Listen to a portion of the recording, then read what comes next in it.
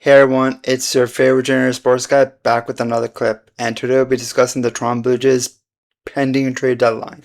So we'll get right into it.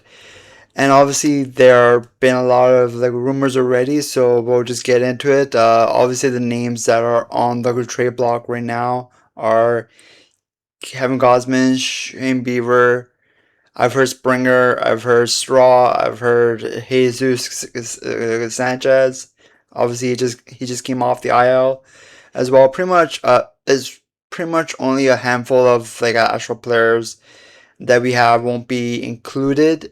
Almost everyone is pretty much in these rumors as of right now, and I do get it. I feel like the actual culture hasn't been the same as it was last year. I feel like we did get rid of some of the players that were more outspoken, more they were holding their team to a higher standard, and I feel like those players are not there anymore.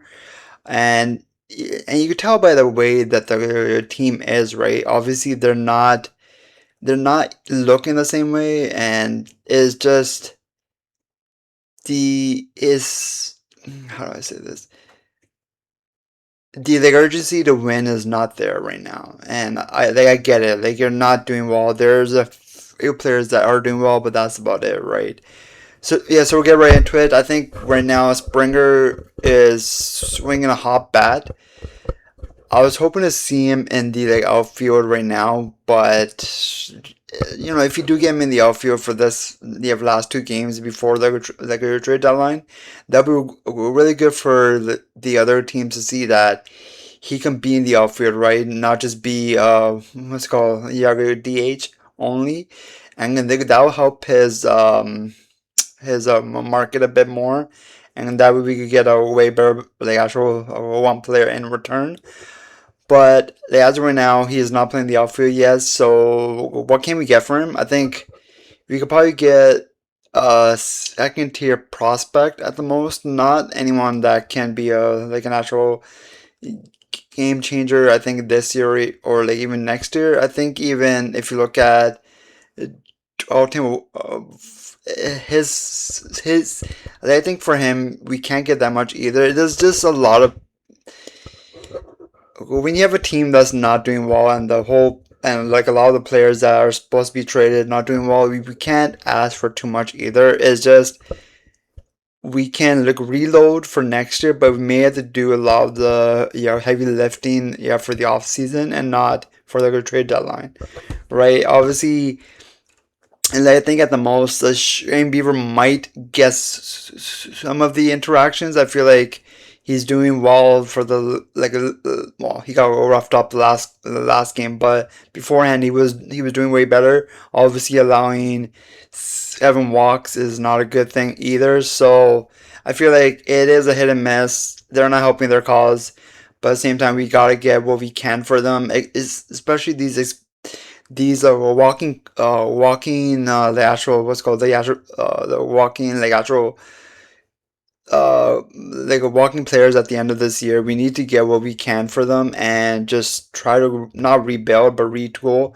for next year. But it's gonna be interesting. It's gonna be interesting, but I feel like we need to get players that hold other players to a higher standard. If you look at the team, if you look at the actual one bench that we have, I feel like you could do whatever you want. I feel like there were some comments made by Kevin Gosman, I think, at the beginning of this week where he was he was saying that a lot of players are not holding up to standard, not doing their part, and everything. And obviously, it is easy. It is easy to say that now, especially when everyone else is doing really bad. And yeah, I'm on his side as well. I feel like if you're not holding if almost the whole team is not doing a really good job, it's easy to point fingers, but at the same time, you have to do your job too, right? So I get it. It was in the heat of the moment, and I feel like he did a really good job afterwards, saying that yeah, it was blown out of proportion. It wasn't exactly what he wanted to say, but yeah, it's a good thing as well, but at the same time, it would be hard to watch a lot of these actual players go. I think losing someone like Springer, who was really good for us for a long time. He's one of the leaders in a room as well. I think it would be hard to lose him. He's kind of like been the actual.